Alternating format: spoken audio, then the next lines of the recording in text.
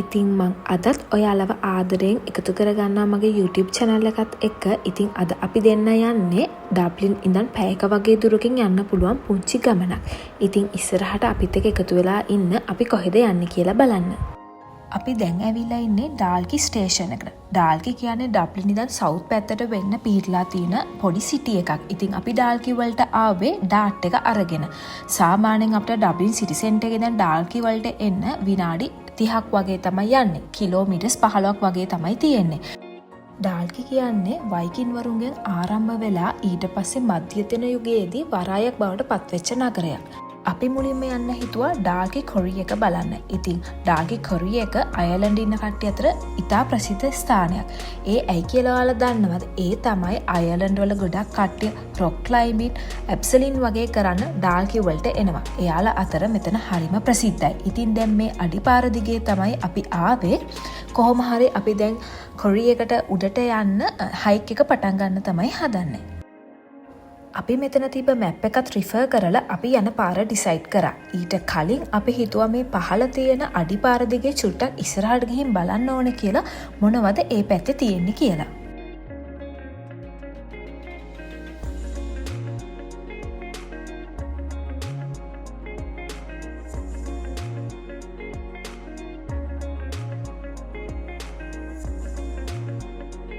මේ තමයි මම ඔයාලට කිව්ව ඩාල්කි කොරි එක.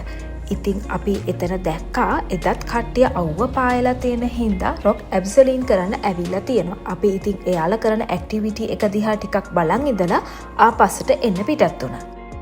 ඒ අපේ හයික් එක පටන් ගන්න. ඉතින් අපි කොහොම හරි ආපස්සට ඇවිල්ලා අපේ හයික් එක යන්න පිටත් වුණා.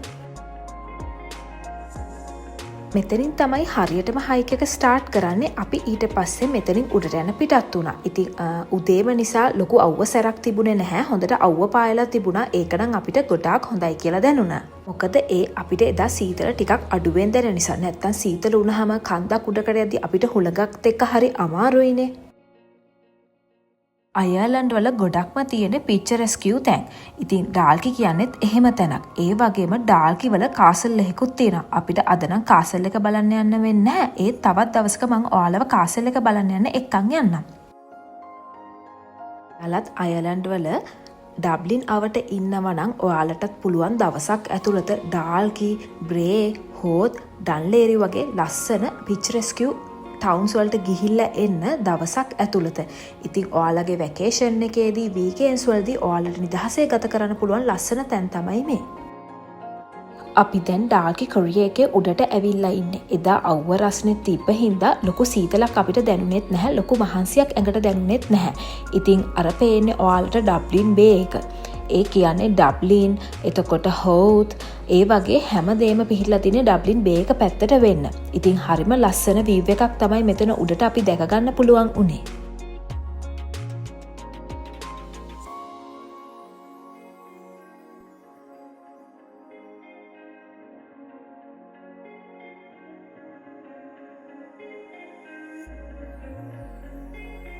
ඉතින් අපි මෙතන මුදුනට ආවම අපි දැක්කා අපි කලින් ගියපු හවුත් ක්ලිෆ් එක තියෙන තැනත් පේනවා මෙතෙන්ට. ඒ වගේම අපි කලින් ගියපු ඩන්ලේරි පිය එක තියෙනවා. ඒක තමයි දැන් මම ඔයාලට මේ පෙන්නන්නේ. ඉතින් මම ඒකෙත් වීඩියෝ ක්ලිප් එකක් අප්ලෝඩ් කරලා තියෙනවා කලින්.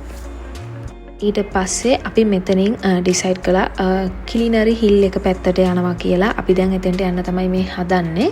ඉතින් ඒ යන ගමන් දැකපු වීව්ස් තමයි මේ ඔයාලට පෙන්නන්නේ.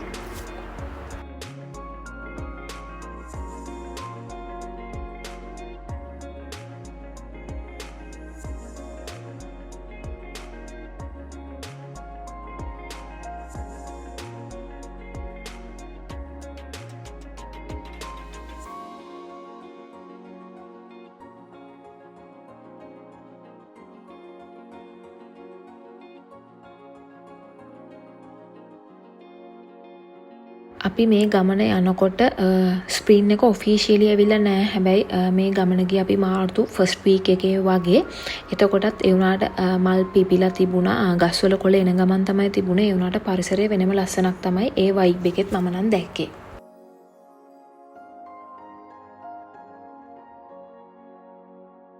දැන් කිලිනරි හිල් එකට යන ස්ටාර්ටින් පොයින්ට් එකට ඇවිල්ලා තියෙන්නේ. අපි ඉතින් මෙතනින් අපේ හයික් එක පටන් ගන්න කියලා හිතුවා. අනිත් පැත්තට යන්න අපි ආයෙමත් මේ ආපු පාරේ එන්නේ නැතුව කිලිනරි හිල් එක පැත්තෙන් බැහැලා එතන ස්ටේෂන් එකෙන් ඩාට් එක ගන්නවා කියලා ඩිසයිඩ් කරා. ඉතින් එදා ගොඩාක් කට්ටිය ඇවිල්ලා හිටියා. ඒකයි මේ කාර් පාර්කේ ගොඩක් වාහන තිබ්බේ. ඉතින් අපි දැන් ඒ හයික් එක යන්න ස්ටාර්ට් කරා.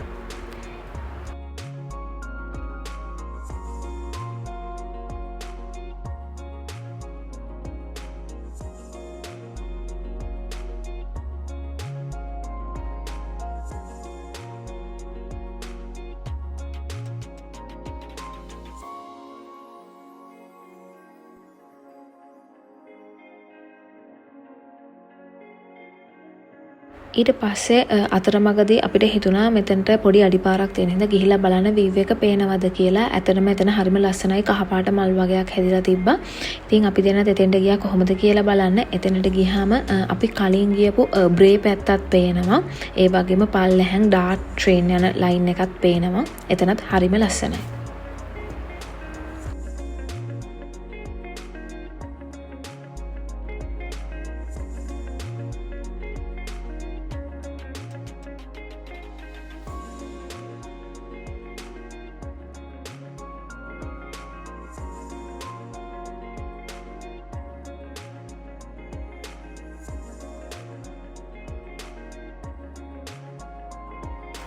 ඉතින් ඊට පස්සේ අපි එතන ටිකක් වෙලා වාඩි වෙලා හිටිය. අපිට මහන්සිත් තිබුණ හින්දා ඊට පස්සේ අපි කොහොම හරි ආපස්සට ඇවිල්ලා හිල් එක උඩට යන්න පිටත් වුණා.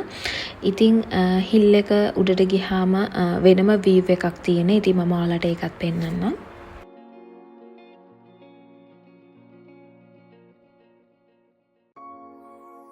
අපි දැන් හිල් එකේ උඩටම ඇවිල්ලා තියෙන්නේ. තව චුට්ට දුරයි තියෙන්නේ. ඉතින් අපිට එතෙන්ටම යන්න පටන් ගත්ත තැන ඉඳන් වෙලාව ගියේ විනාඩි 30ක් වගේ.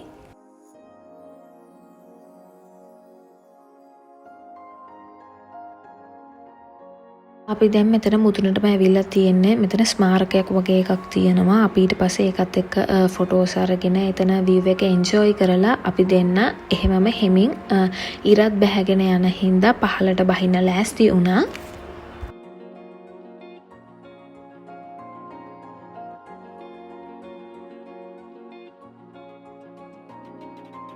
මේ පහළට බහිනේ කිලිනි ස්ටේෂන් එක පැත්තට. ඉතින් අපි එතනින් ඩාට් එක අරන් ආපහු අපි ගෙදර යන්න තමයි ලෑස්ති වෙන්නේ. ඉතින් ආයෙත් දවසක අයර්ලන්ඩ් වල ලස්සන වීඩියෝ එකකින් හම්බෙමු.